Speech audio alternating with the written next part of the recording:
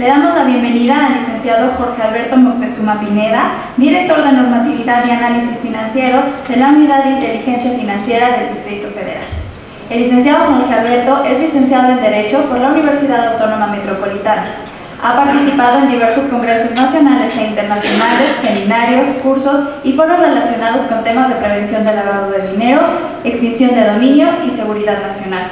Acreditado por el Instituto de Formación Profesional de la Procuraduría General de la Justicia del Distrito Federal en materia de extinción de dominio, es director de Planeación Estratégica y Asesoría Jurídica en la Coordinación General del Gabinete de Gobierno y Seguridad Pública. De igual manera, se desempeña como director de Normatividad y Análisis Financiero de la Unidad de Inteligencia Financiera del Gobierno del Distrito Federal. Le damos la más cordial bienvenida.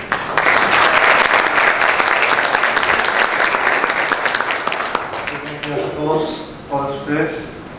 Agradecer la invitación que nos hizo el licenciado de Diseño para participar en este importante evento y sobre todo un tema que de verdad no es explorado, porque el tema que vengo hoy a charlar con ustedes es un tema pues, que va a resultar de interés, porque de alguna manera también converge en la cuestión de cómo nuestro país pues, está tratando este tema del lavado de dinero con unas unidades de inteligencia locales. Entonces voy a iniciar la presentación. A mí me gustaría estar más un poco en la parte de abajo para iniciar con la...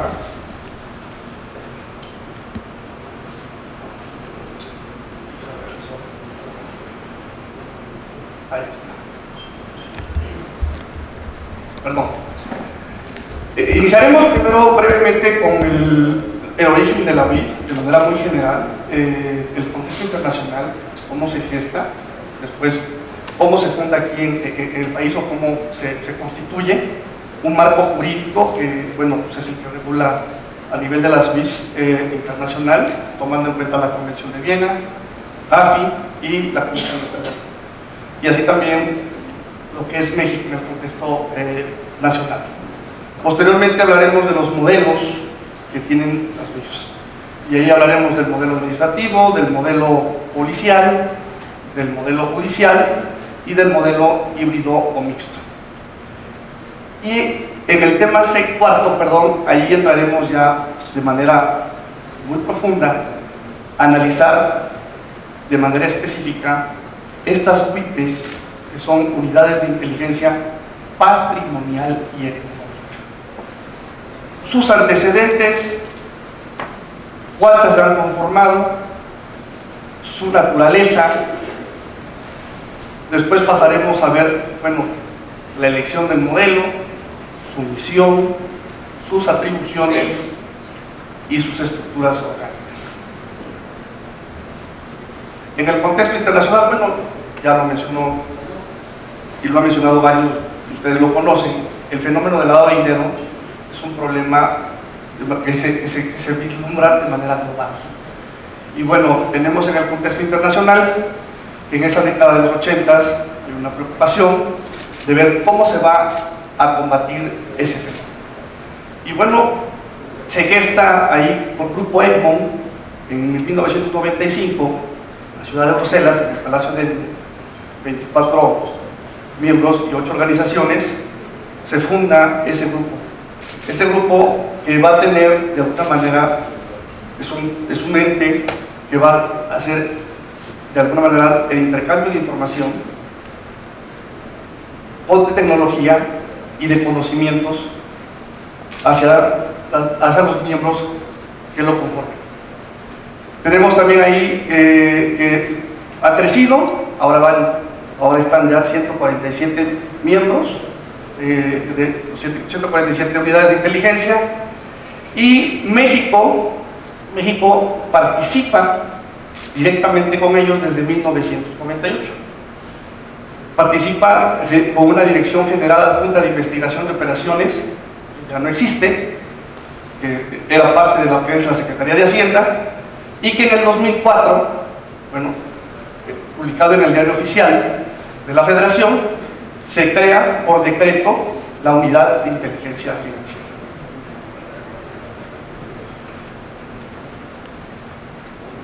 En el panorama internacional, es importante señalar que en 1988, una de las convenciones de las Naciones Unidas del tráfico ilícito de estupefacientes y sustancias psicotrópicas, que es la Convención de Viena, ahí es el punto de partida donde se llega o donde se concluye que el tráfico de droga es el parteaguas hacia la lavado de dinero. Así se entendía en 1988. Era el principal fenómeno, o mejor dicho, el delito principal para darle origen al lavado de dinero. Hoy sabemos que no solamente ese es el delito, el único, hay más delitos. Perdón.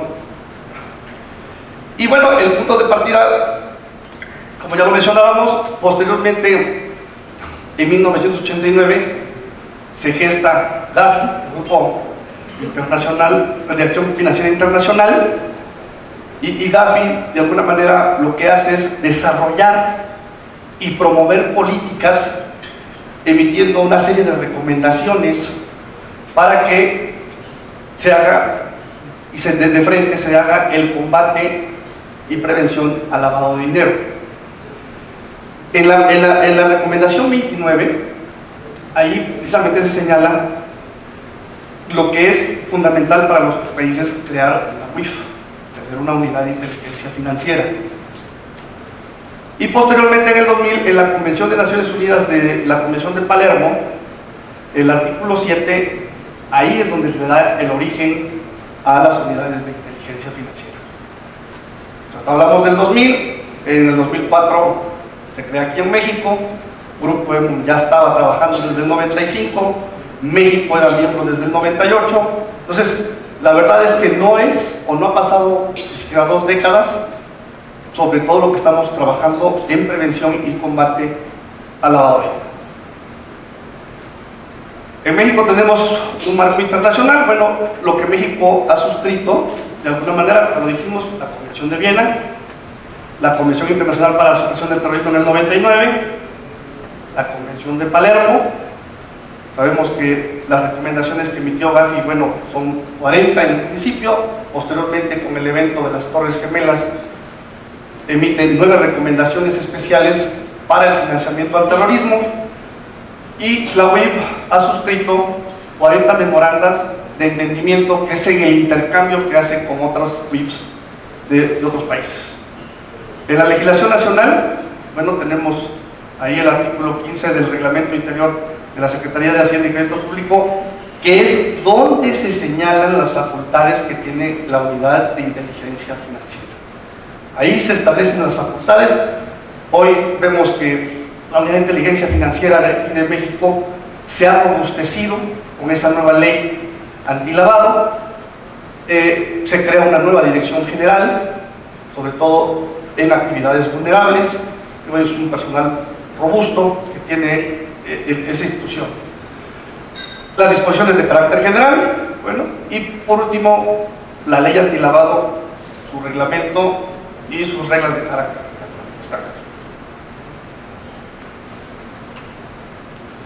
Los modelos. Esto es muy importante y vale la pena señalarlo, porque nuestro país adopta un modelo administrativo. Un modelo administrativo al igual que Estados Unidos y al igual que muchos países de Latinoamérica. Este modelo representa más allá del 60% de ese modelo en todas las unidades de inteligencia a nivel mundial. Es un modelo que permite, y de hecho así lo es el emisor natural con las entidades financieras. Este modelo administrativo. Tienes una comunicación directa. ¿Dónde se gesta el modelo? Bueno, pues se gesta en lo que es las secretarías o ministerios de Hacienda o los bancos centrales. Hay un emisor natural, directo, el intercambio de información se agiliza, por supuesto, es más rápido,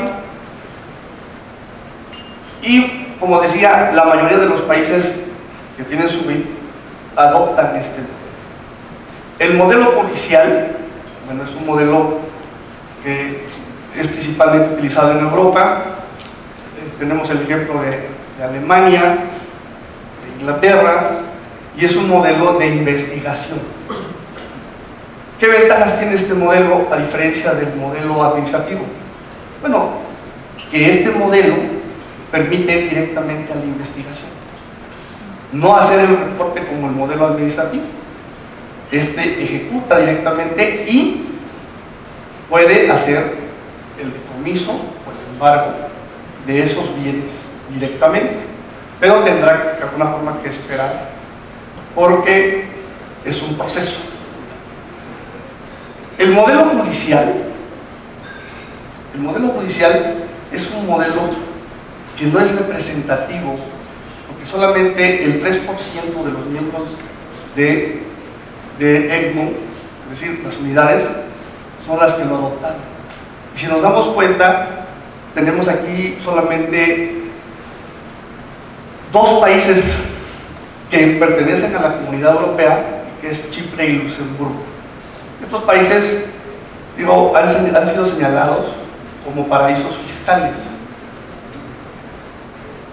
Sin embargo, Gafi los regula y en los últimos años los han evaluado y les han emitido recomendaciones y de alguna manera han respondido. Sin embargo, y nos damos cuenta que ese modelo es un modelo que no es muy común, ¿sí? El modelo judicial. Y por último, tenemos a Dinamarca y Noruega, que adoptan un modelo híbrido o mixto. Es un modelo que puede tomar parte de administrativo o policial de esa manera. Bueno, estos son de alguna manera los modelos que tenemos. Y vamos a entrar ahora sí al tema que realmente queremos conocer, que es la parte interesante. La unidad de inteligencia patrimonial y económica. ¿Cuáles son sus antecedentes? Antes quiero hacer una acotación. El Distrito Federal, en el año de 2007, crea, por acuerdo del jefe de gobierno, una unidad de inteligencia y le pone el nombre de la misma manera que la unidad de inteligencia financiera. Así que, unidad de inteligencia financiera. Esa unidad se crea en el 2007 y el objetivo, pues efectivamente, es el combate, prevención y combate de ORPI, operaciones con recursos de procedencia ilícita. Posteriormente, para el 2011, el Consejo Nacional de Seguridad Pública, en su 30ª sesión, aprueba un acuerdo, el acuerdo quinto, y lo publican el 20 de septiembre de ese año, donde se conforma un grupo para tener las propuestas de lavado de dinero. Antes, claro, el problema de la última evaluación que sufre México por parte de Gafi en el 2008, emitieron recomendaciones. Bajo ese tenor, en el 2010, el gobierno lanza un programa para el combate y prevención del lavado de dinero. Y eso es lo que origina, de alguna manera. O sea, ¿cómo vas a entrar ahora si tienes ya la parte financiera? La parte financiera tienes toda la prevención, sí, pero hay actividades vulnerables que no están reguladas. Y desde ahí empieza a gestar esta motivación. Bueno, lo primero dice es prevenir y combatir ORPI y financiamiento al terrorismo. Establecer en cada entidad federativa una unidad de inteligencia patrimonial y económica e incluir beneficios por incautación de bienes ilícitos. Ese es el antecedente que tenemos para la creación de las unidades de inteligencia patrimonial y económica. Posteriormente, se ratifica el acuerdo y se publica el 18 de noviembre del 2011 las metas que tenía el plan estratégico. Y dentro de esas metas podemos ver que en el punto 11 y 12 era sobre cuestión de lavado de dinero, de oro. Había otras metas como es extinción de dominio, otra meta que es lo que es Plataforma México, otra meta que es lógicamente lo que es la trata de personas. Pero en este rubro, en el punto 11, lo que le piden de alguna manera a las entidades es que deben impulsar la tipificación del delito de Orpi. Ustedes se van a sorprender que hasta el 2011, teniendo 32 entidades, bueno, 31 entidades federativas de un distrito federal, solamente existían 11 entidades que tenían tipificado el delito de Orpi. 11. ¿Sí? Y el primer paso que le dicen, bueno, primero tienes que tipificar el delito. No lo tienes tipificado. Estamos hablando de las leyes o códigos penales locales. En el Código Penal Federal, el artículo 400 bis, está tipificado, y la última reforma que se dio fue el año pasado, donde se eliminó lo que es la finalidad del ocultamiento y pasó a ser una conducta más, y hoy tenemos conductas reguladas que pueden ser o no exageradas y que en un análisis a lo mejor las puedes acotar. Pero bueno, ese es el primer punto: tipifica tu delito. Ese es tu objetivo, comunidad patrimonial y económica. ¿Por qué patrimonial? Aquí es muy importante señalar que el lavado de dinero se hace en la compra de bienes, en la compra de terrenos, en la compra de maquinaria, y así se ha lavado y se lava dinero. El sector financiero es muy independiente de eso. Esta parte patrimonial no es tan atacada. Sin embargo, ahí se está gestando el lavado de dinero. En el punto 12 le dicen, bueno, ya una vez que tengas tu delito tipificado, bueno, habrá que dotar a estas entidades, instituciones de persecución de delitos, establecerán o fortalecerán una UIP conforme a un modelo que desarrolle la UIF en concordancia con la PGR, con la Procuraduría General de la República. Bueno, ese modelo, hasta la fecha, llevamos ya casi 4 años, va a completar 4 años, ese modelo todavía no existe. O si existe, no ha sido publicado. No se ha publicado el modelo. Sin embargo, al tener ya el acuerdo, al salir publicado, las entidades federativas tienen la obligación de firmar un convenio de coordinación con la Secretaría de Hacienda, bueno, con la Federación, para crear sus WIPs. Este convenio lo firman con el Consejo Nacional para Seguridad Pública. Y ellos le tendrán que dar un presupuesto para que empiecen a formar. Digo, tomaron como modelo, lógicamente, para la creación de estas unidades, a la unidad que ya se había creado en el 2007, que era la unidad que les comentaba del Distrito Federal.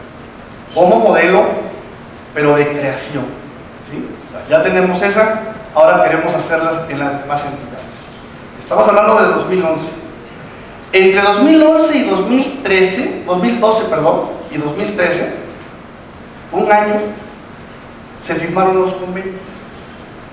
Todas las entidades firmaron un convenio, ninguna sin excepción. O sea, está firmado el convenio, y por el Fondo de Aportaciones de Seguridad Pública se les dio un presupuesto para empezar a consolidar su unidad de inteligencia patrimonial.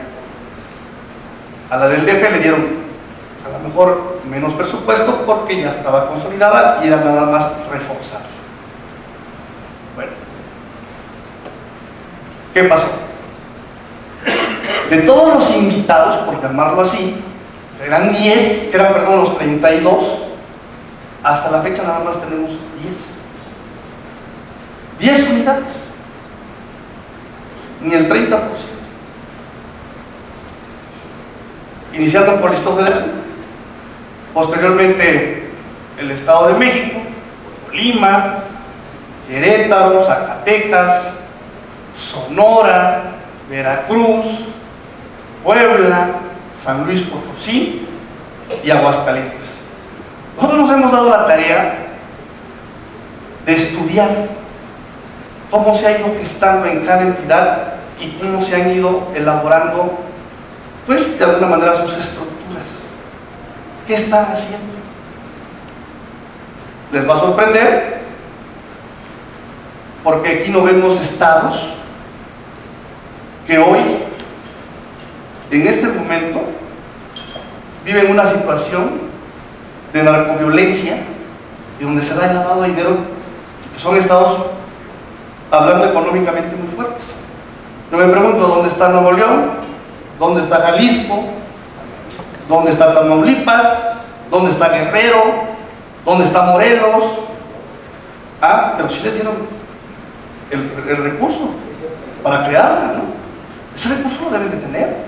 Y existe una dirección general de vinculación y seguimiento por parte del Secretariado Ejecutivo de Seguridad Pública, pues que deben ir viendo qué están haciendo, dónde está ese dinero, cómo se ejerció. Digo, no fue un peso, debieron de haberle dado varios millones de pesos. Bueno, estos son los únicos que tenemos hasta el momento. En 3 años, 2011, firmamos el convenio 2013, vamos 2015, 10. Si a ese paso vamos, pues será un plan transeccional, lo tendremos a lo mejor conformadas todas las unidades, después de ¿cuántos años? ¿6 más? O sea, ¿qué está pasando? O sea, ¿qué sucede? ¿Por qué algunos estados, que no lo veo yo como excusa, estén preocupados más por atender la narcoviolencia o otro tipo de problemas que se gestan y no hacen lo que de alguna manera se comprometieron con la firma de un convenio de coordinación? Esto, a los que ya estamos conformados, nos retrasa, ¿sí?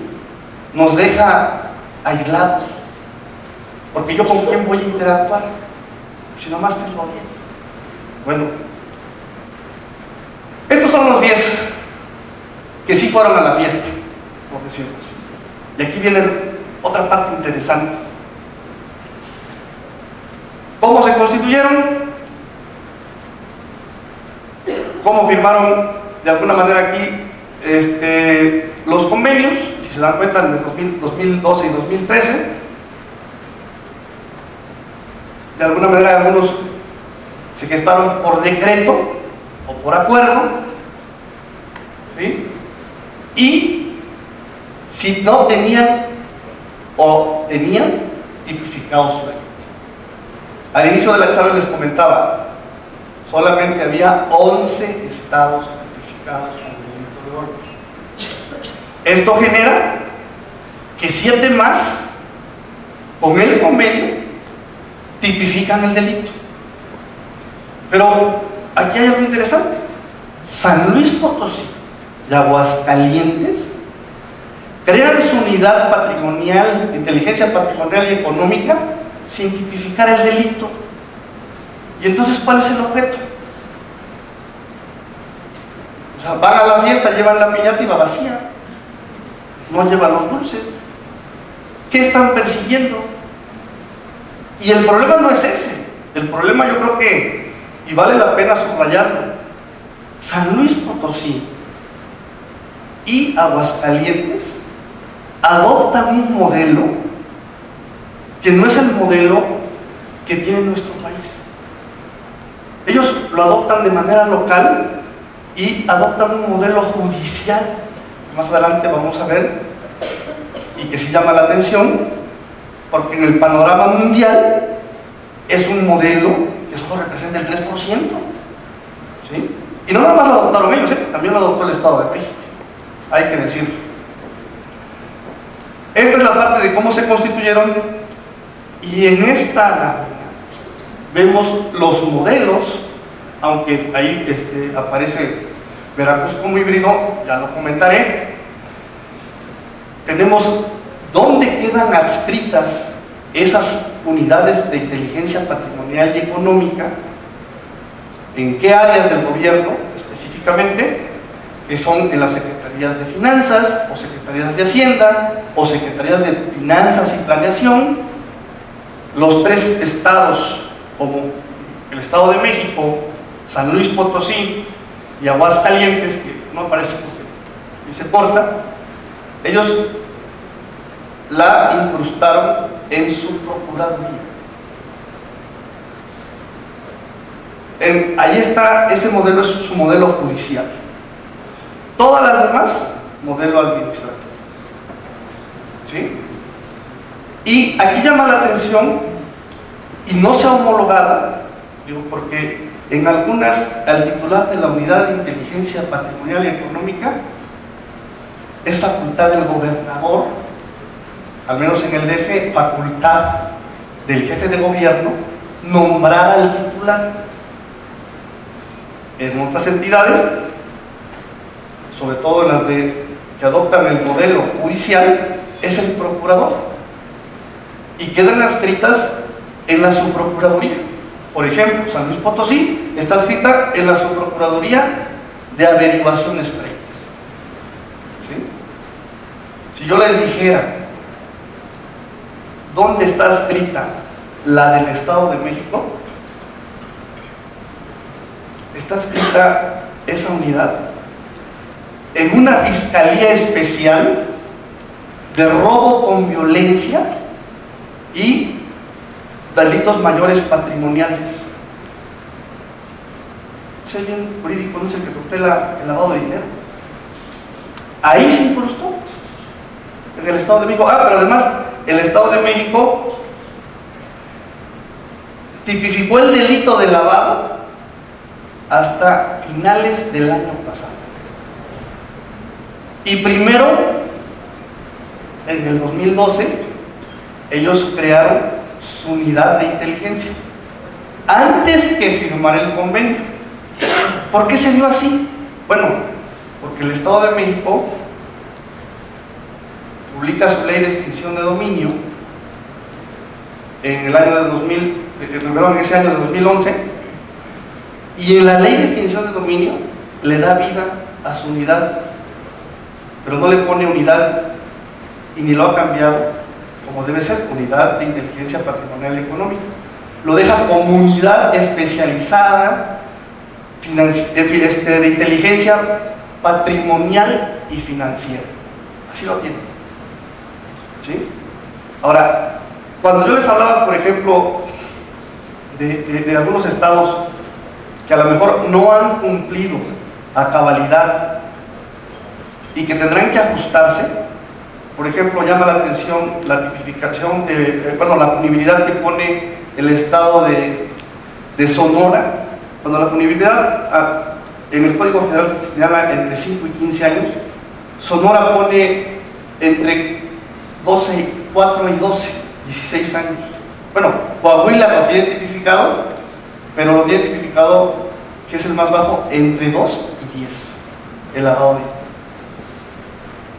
Yo creo que aquí va a ser más fácil, y de esa manera se va a formar hasta el próximo año que se homologue el Código Penal Federal.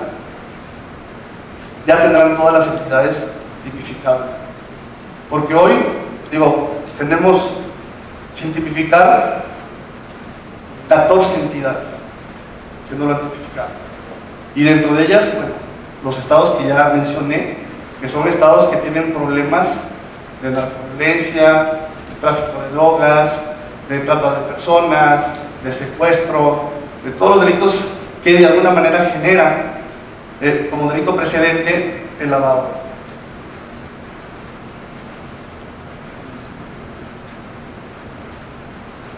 Aquí lo importante es señalar y ver cuál de estos casos sobre el acuerdo que se menciona dice decisiones fundamentales para el establecimiento de las límites. Ya lo señalamos, hay un acuerdo, ese acuerdo que obliga que todas las unidades establecerán o fortalecerán una unidad de inteligencia patrimonial conforme al modelo que hasta el día de hoy no ha sido publicado y que sin embargo, bueno, algunas entidades han hecho el esfuerzo de tener ya su unidad de inteligencia patrimonial. Algo muy importante es qué decisiones se deben tomar para el establecimiento.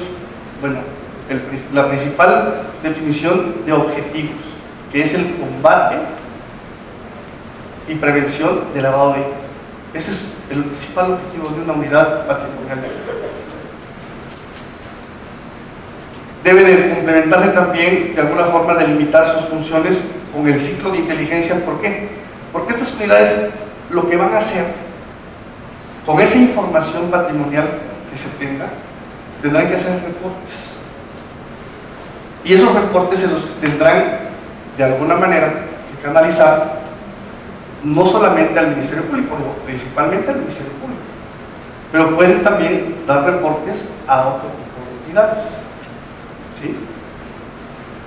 El análisis de riesgo en el índice delictivo, aquí sí me llama la atención porque yo creo que valdría la pena que algunas entidades, sobre todo las entidades fronterizas, si se dieron cuenta, no vemos una UIP ni en Quintana Roo ni en Chiapas, y la única entidad fronteriza es Sonora, pero ninguna, ni Nuevo León, ni Tamaulipas, ni Baja California.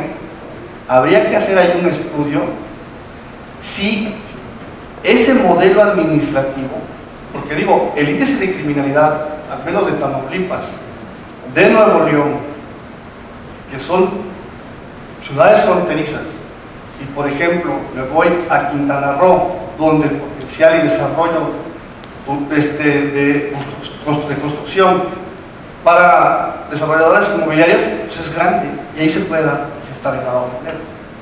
Las entidades, digo, no han hecho nada hasta el momento.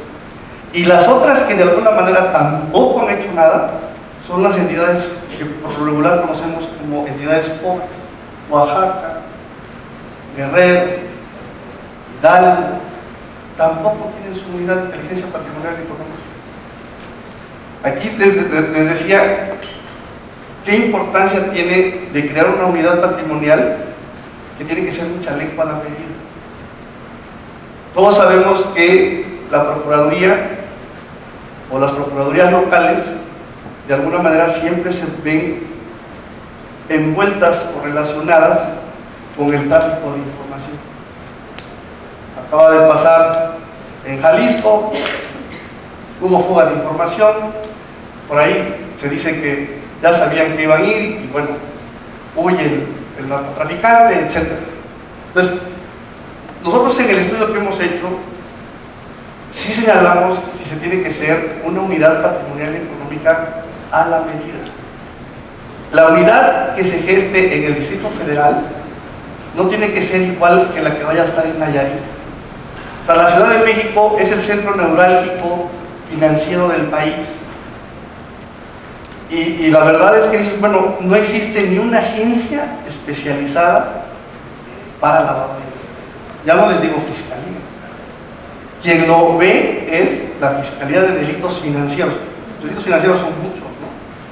Entonces, pero no existe ninguna fiscalía más que las que ya mencioné, que es la del Estado de México. Pero no va a haber resultados.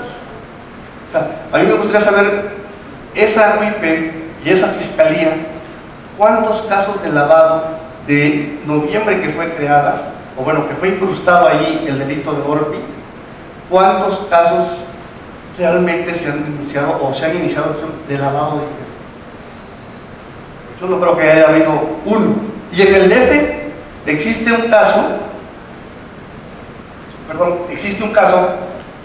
de lavado de dinero que fue de un delito previo, extorsión, y que el juez lo reclasifica una vez que conoce que la esposa de este extorsionador pues es la que cobraba afuera y la que compraba los bienes, ¿sí? Pero de manera aislada, o sea, hablamos de un caso, ¿no? Entonces, volviendo aquí a las decisiones de establecimiento de las MIPES, es que debe de garantizarse una autonomía operativa y también una dimensión de estructura, que es lo que les decía. O sea, no podemos tener una MIP de Colima con 60 agentes que tengan el perfil, sobre todo, que eso es muy importante. La estructura debe de tener, la persona que labore en esa unidad tendrá que pasar todos los filtros de confianza, ¿sí?, y los exámenes para poder pertenecer a una unidad de esta índole. Entonces se tiene que hacer un programa o diseñarse, porque no cualquiera puede llegar ahí. Puede llegar incluso hasta el mismo lavador, y de ahí va a sacar la información.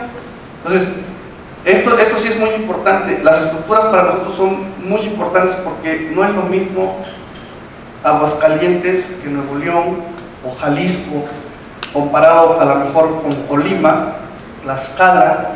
Entonces tiene que ser un traje a la medida, y por eso estamos esperando ese modelo que no ha salido publicado, más allá, para hacer una reingeniería y no hacer las cosas mal desde el inicio. Este es el ciclo de inteligencia que debe de manejarse en una unidad de inteligencia patrimonial y económica. ¿Por qué patrimonial? Bueno, aquí quiero explicarles que las bases o la información patrimonial de estas unidades es tener información de predial, de agua, para poder hacer tu información o consultar tu información o consolidarla, tener información del registro civil, del registro público de la propiedad, de tenencias, licencias de conducir, se me pueden ir otras, pero registro civil, sistema penitenciario. Toda esa información, cuando tú hagas un reporte de inteligencia o una petición del Ministerio Público, tú vas a agotar en todas esas bases de datos a esa persona física o moral, qué tiene, qué ha comprado. Y ahí viene el problema. Como no están gestadas las demás unidades, tu comunidad, en este caso el Estado Federal, que hace este trabajo, ¿cómo puedo yo hacer intercambio de información o obtener intercambio de información con otras entidades?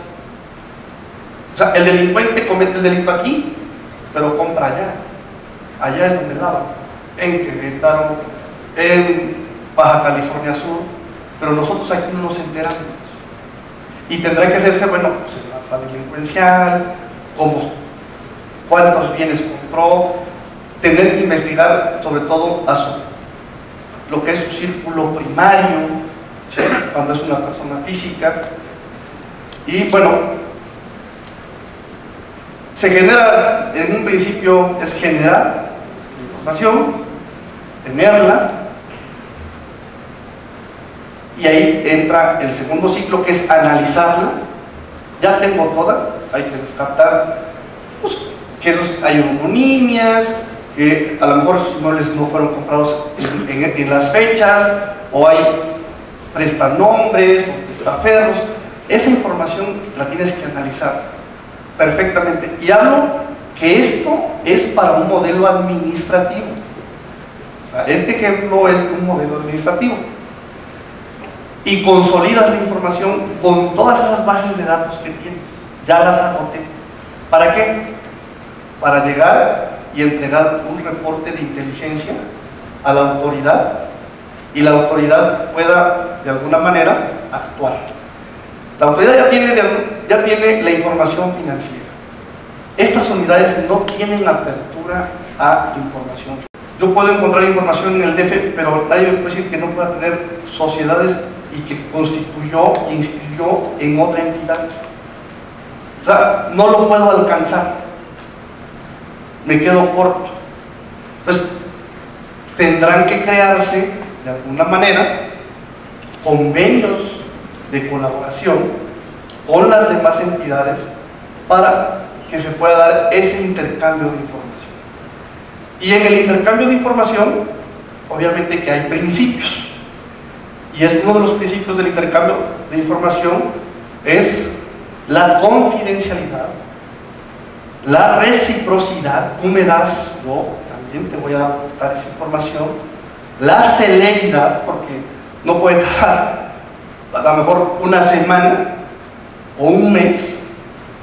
Y luego tenemos ahí lo que le llama lo que es seguridad también, y la informalidad. Y aquí es muy importante señalar este principio, porque la información que yo dé no necesariamente quiere decir que sea una prueba plena, es informal. La autoridad investigadora tendrá que hacer una revisión de esa información para ver si existe o no, en este caso, el lavado. Pero hay una información, hay un indicio que te lleva a eso.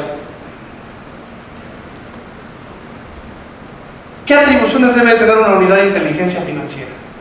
Eso es muy importante y no perderlo de vista. La primera que acabamos de ver, que es el ciclo de información, que es generar, analizar y consolidar la información.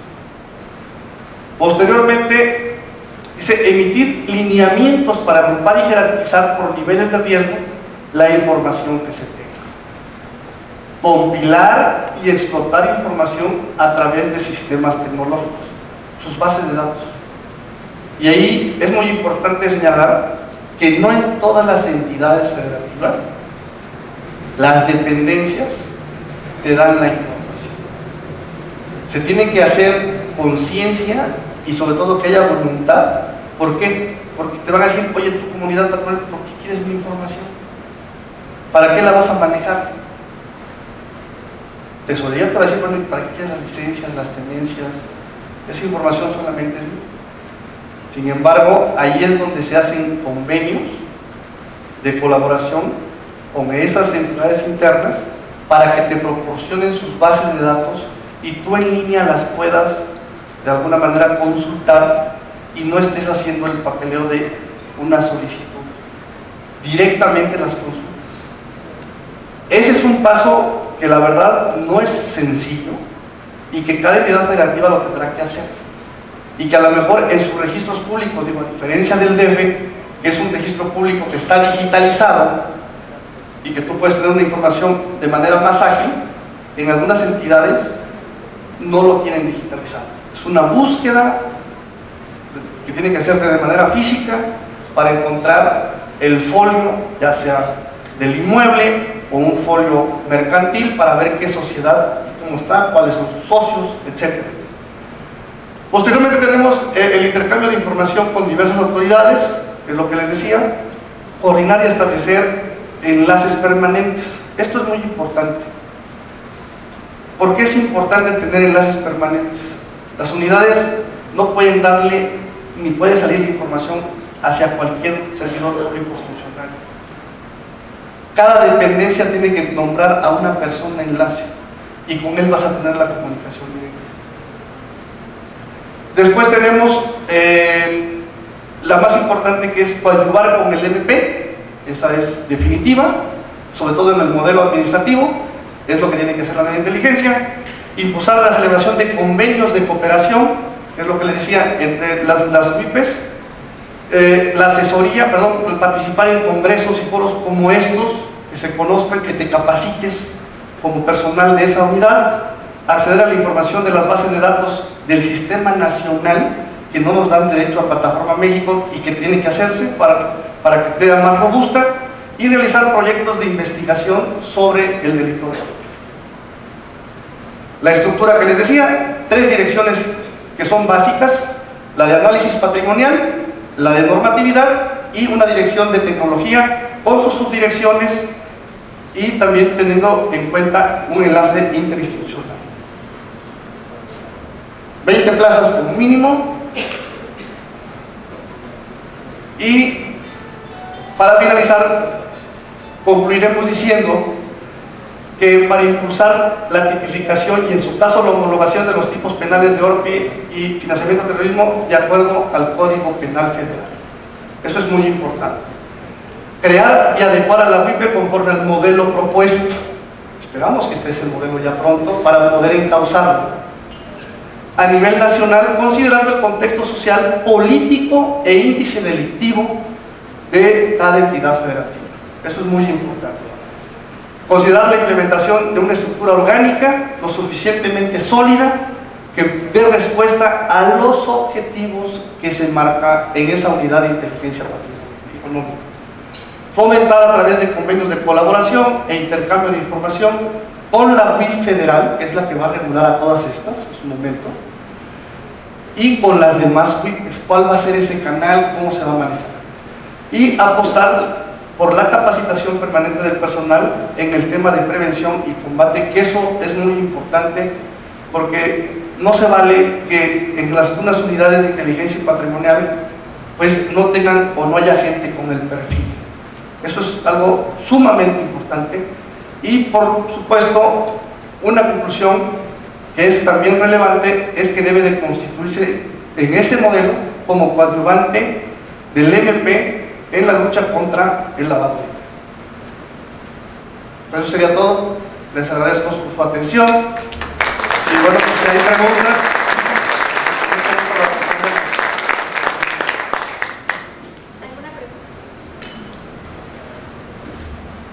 Gracias, buena tarde. ¿Hay algún plazo que estipule la ley para que se constituyan esas UIPs en las demás entidades o es a libre albedrío? No. Mira, cuando tú te obligas y firmas un convenio de coordinación y tienes un presupuesto y un recurso, creo que aun y cuando se manejen los tiempos por parte del Secretario Ejecutivo en esa dirección que lleva la evaluación y el seguimiento, pues no han establecido un término. Y ese término, bueno, tendrá que darse, ¿no? ¿Por qué? Porque ¿dónde está tu dinero? Hubo un subejercicio de ese presupuesto. ¿Dónde quedó? Si fue específicamente para la creación de esa unidad. O sea, no se han establecido términos, pero yo creo que estamos un poco rezagados en tiempo, ¿no? Sí, así es.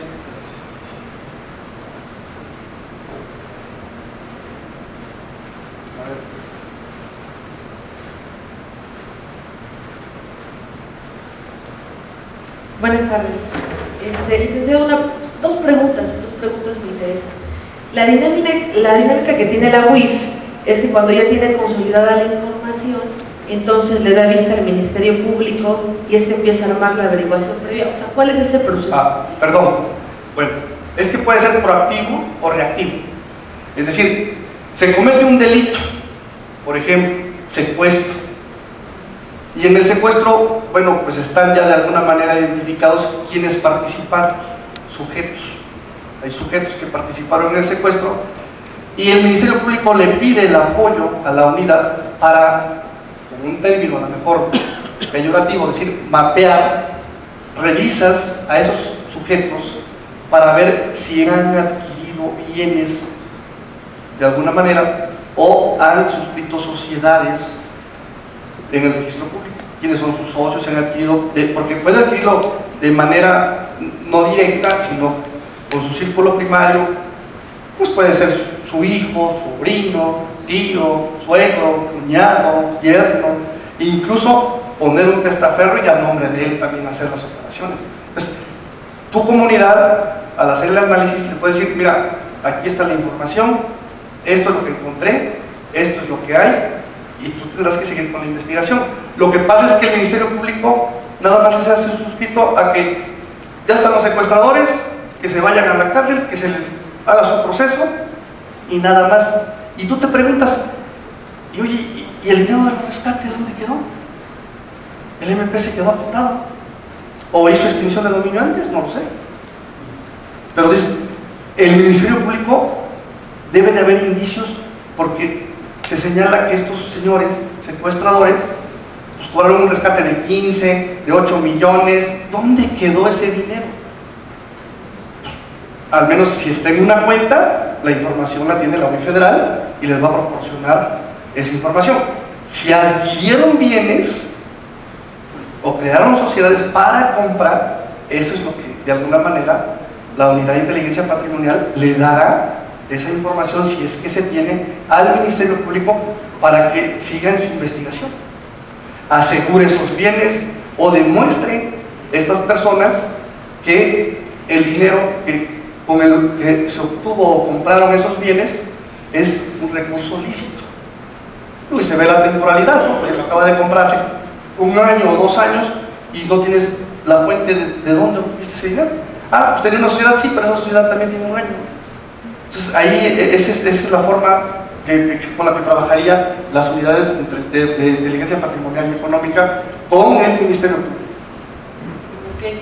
Y la segunda duda es, desconozco, voy a preguntar esto, la parte de las exposiciones que salieron en el sentido de la certificación, pues tener la expertise, tener la pericia para lavado de dinero, también en este caso la UIF participa, o ustedes ya tomaron un curso, un diplomado previamente, ¿cuál es su preparación? No sé.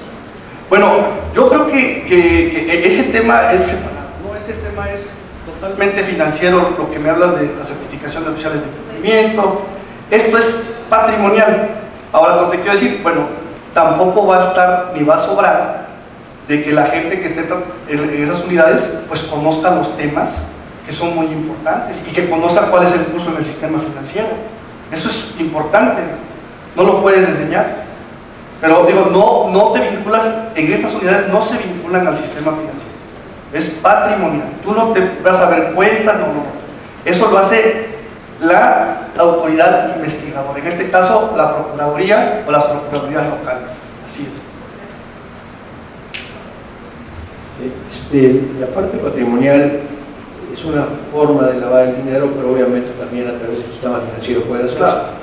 Mi pregunta es, ¿qué coordinación existe hoy entre las unidades de inteligencia patrimonial, el sistema bancario, Secretaría de Hacienda, PGR? Con las autoridades responsables. Bueno, hay una relación, si hablamos de entidades de cuestión en el sistema federal, entre lo que es Comisión Nacional Bancaria de Valores, como autoridades reguladoras, lo que es la PGR, pero estas se están gestando y son locales. Y en el momento en que yo creo que estén ya todas conformadas, la unidad de inteligencia financiera va a tener que normar y de alguna forma emitir un reglamento o una normatividad para que les diga hacia dónde tienen que dirigirse en específico, porque si no cada una va a hacer lo que quiere y eso no es así. Segunda pregunta, el solo hecho de que alguien compre o venda bienes no es síntoma de que haya lavado de dinero.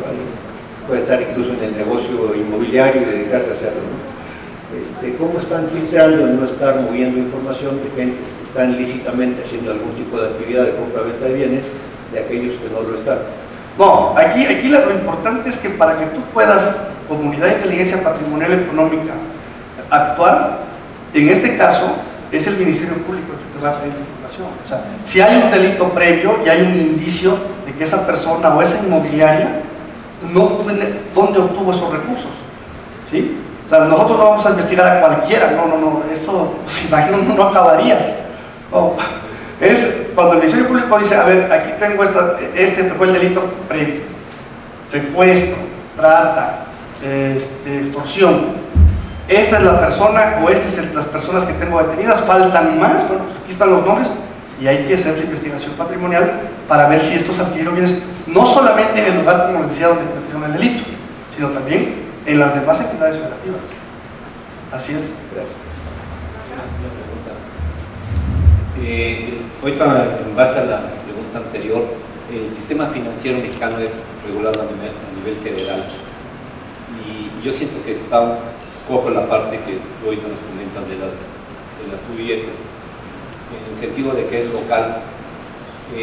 No se ha visto que esto sea también una situación federal para que quedara también regulado, porque yo estoy de acuerdo que en la parte financiera pues se ven movimientos, pero la realidad es que van a patrimonio, ¿verdad?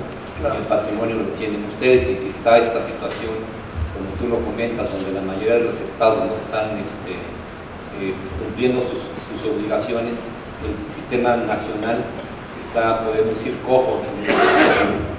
¿Por qué no se piensa en manejarlo con una disposición a nivel federal para manejarlo igual en todas las instituciones? Porque esa libertad que tú das, ya estamos viendo que algunos han seguido la metodología administrativa, otras van a seguir diferentes, y al rato creo que esto va a ser una situación que va a ser difícil, aparte de que van a empezar a manejar informaciones que los acuerdos que tú comentas muchas veces no se dan por situaciones que pueden ser inclusive de corrupción.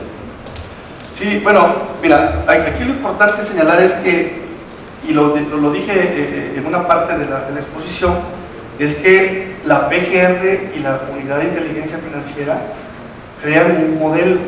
Ese modelo no ha salido publicado, y en ese modelo lógicamente que van a establecer las reglas, cuál va a ser su estructura, qué modelo debe de adoptar, si es que se va a hacer un estudio por entidad federativa, y lo van a acotar. O sea, estas van a estar reguladas por la Unidad de Inteligencia Federal, no van a tener una independencia.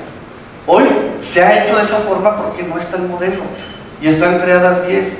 ¿Y quién los va a nombrar? Bueno, en eso también la Unidad de Inteligencia Financiera puede poner candados. La persona que va a ser nombrada en una unidad de inteligencia patrimonial económica debe de tener ciertos requisitos, cierto perfil, ¿sí? Hay entidades financieras que pueden nombrar a lo mejor un biólogo, un ingeniero, y no es porque no tenga la preparación, sino que no es el perfil adecuado. En las unidades por lo regular son abogados, economistas, contadores, administradores. No puedo poner un veterinario. Digo, ahí, en esa parte, falta que la Unidad de Inteligencia Financiera publique el modelo y establezca la mecánica de cómo se tienen que empezar a construir. Pero las que ya están, pues de alguna manera hacen una reingeniería y se adaptan a lo que diga la Unidad de Inteligencia Financiera. A lo mejor se van a regionalizar como se acostumbra. Zona norte, zona sur, zona noreste, para que sea el intercambio de información. Aquí lo importante es que tengas toda la información, ¿sí?, patrimonial, porque cuando tú lo haces, nada más lo haces en tu propio estado.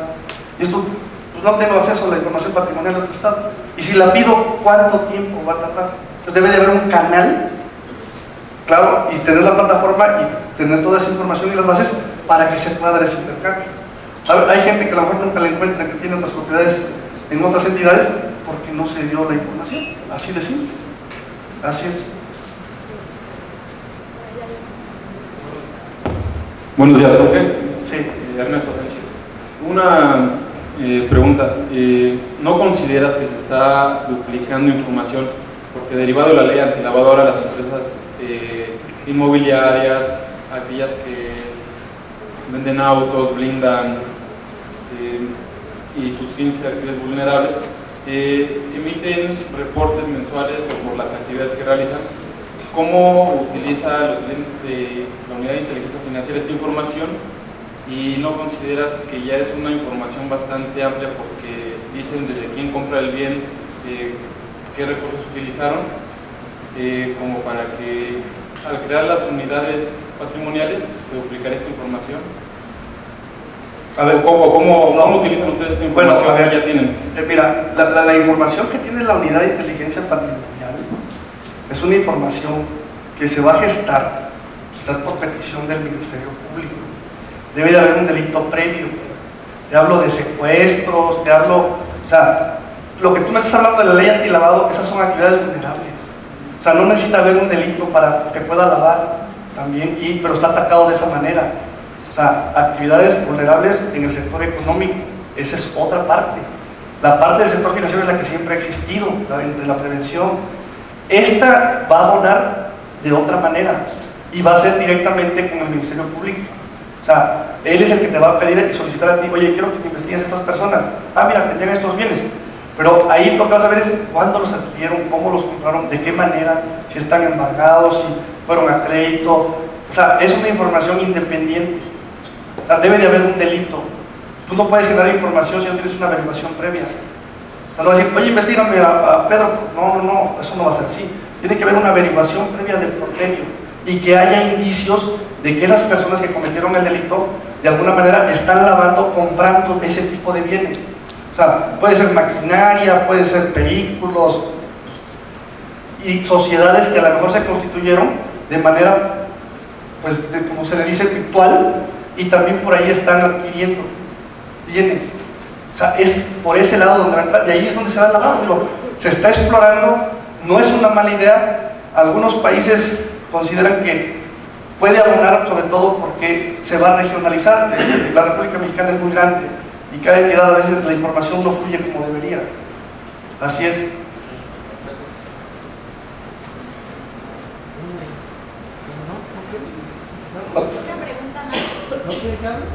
Sí, adelante. ¿Sí o no? No es una pregunta, es nada más para la persona que preguntó por acá, reforzar lo que dice el licenciado Moctezuma. Aquí hay que hacer una aclaración. La UIF federal y la UIF del DF funcionan de manera diferente. ¿Cómo operan? La UIF federal posee la personalidad jurídica para ejercer el requisito de posibilidad, es decir, cuando se nutre de toda la información que le proporciona Hacienda a través de las actividades vulnerables, reportes, avisos, ellos hacen un análisis, una pequeña investigación, digamos, y ellos podrán determinar si hay indicios que pudieran presumir lavado de dinero. Entonces, a partir de ahí, ellos hacen la denuncia ante la PGR y la fiscalía correspondiente hace la investigación. En este caso, como bien decía el licenciado Moctezuma, es el MP, es al revés, es el MP el que le pide la información a la UIP para que pues, se pueda nutrir de esa información, pero ellos no la pueden proporcionar si no se les solicita. Esa es la diferencia en cómo opera. Entonces, yo por eso creo que no se daría la duplicidad de información, porque es diferente la información. Y también el origen de la información es diferente. Gracias. Sí, aquí debe de haber un delito previo, o sea, consumado. O sea, eso es lo que ve el MP, dice, secuestros. No todos los delitos te pueden generar de alguna manera dinero suficiente, ¿no? Pero esos delitos que son más recurrentes, como el secuestro, trata de personas, fraudes, extorsiones, pues esos de alguna manera los tendrás el Ministerio Público tiene que apoyar en este tipo de unidades. Digo, el Ministerio Público aún no sabe, y eso es importante también señalarlo, cuando tú crees tu unidad de inteligencia patrimonial y económica, debe de estar varias autoridades en el mismo canal, es decir, la unidad, la Procuraduría y los jueces. Y tendrán que ser capacitados, porque no tenemos jueces, no tenemos ministerios públicos, al menos locales, que conozcan el delito de lavado cuando ya lo mencionamos. Ni siquiera tienen tipificado el delito, pues si no, ¿cómo lo van a conocer? Esa es la situación, ¿no? Entonces tienes que capacitarlos.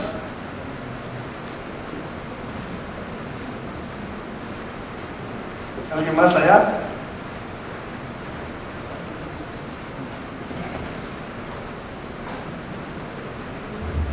Bueno, perdón. Sí. Buenas tardes. Buenas tardes. Mi pregunta es enfocada a las entidades financieras. Yo trabajé algunos años en Bancomer, que ahorita orgullosamente estoy en Demisor SIM, pero mi pregunta es, ¿consideras que en algún momento el artículo del Código de Procedimientos Civiles del secreto bancario se va a derogar? No. En razón de que las entidades financieras cuidan mucho la privacidad de los datos de sus clientes, y bueno, con el afán de encontrar indicios de situaciones de lavado de dinero, pues se ha vulnerado esta parte de la intimidad de la información de los clientes. Entonces, ¿hasta dónde o en qué momento las entidades financieras pues ya no van a poder proteger ni los datos personales sensibles como son patrimoniales de los clientes, o en realidad pues el secreto bancario, ¿no?, que están ellos tanto defendiendo? Bueno, digo, en ese aspecto, y lo vuelvo a reiterar, la Unidad de Inteligencia Federal sí tiene acceso al sistema financiero, obviamente, y cuando el Ministerio Público Federal, en este caso PGR, se lo requiere, ellos les dan la información, el flujo de cuentas, una apertura, o los movimientos que hizo en otros países con convenios de intercambio de información, las memorandas que han firmado, se da ese flujo. A nivel local, nosotros, en las WIPs de inteligencia patrimonial y económica, no tenemos que ver nada con la cuestión financiera. Tú no vas a ver cuentas ni banco, nada. Vas a ver los bienes que pudo haber adquirido una empresa o un sujeto y darle esa información al Ministerio Público, que él tiene que seguir con la investigación y dice, bueno, pues esta la compró hace 20 años, ¿sí? O la compró hace 15 y fue a crédito. Esa investigación la hará solamente el Ministerio Público. Y la información que nosotros es nada más patrimonial. Nosotros no tenemos acceso, digo, eso no quiere decir que a lo mejor 10, 15 años, no lo sé, estas unidades después tengan el acceso, eso es otra cosa. Pero por lo pronto están nada más circunscritas a conocer la cuestión patrimonial. Ok, gracias. Por aquí tenemos otra pregunta. Sí, bueno, yo desde que me enteré que existía Plataforma México, me inquietó mucho. Yo quisiera saber qué es Plataforma México, cuál es su objetivo, estamos todos, para qué es utilizada y si alguna vez los oficiales de cumplimiento podemos acceder a ella. Bueno, Plataforma México es un software donde se almacena información a nivel federal. Tienes información de todos los penales federales, de la población, quiénes están, huellas digitales de todos. Todo lo que es federal, ahí está la información, no local.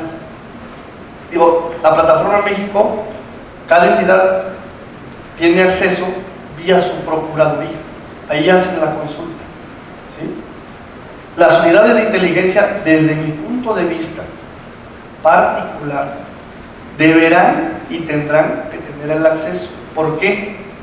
Porque si tú estás recibiendo un presupuesto del Secretariado de Seguridad Pública del Consejo Nacional, pues me das esa facultad, trabajo contigo, aunque ellos han dicho, no, pues tú eres de finanzas, no eres de seguridad, y entonces ¿para qué me das el presupuesto?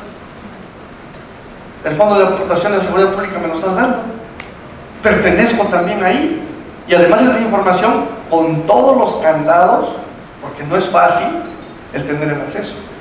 Te pasas ciertos filtros, te hacen un estudio, ¿sí? Y quiénes van a ser las personas que van a tener el acceso y con claves. Cuando entras, qué información solicitaste, todo. No es tan fácil la fuga, ¿eh?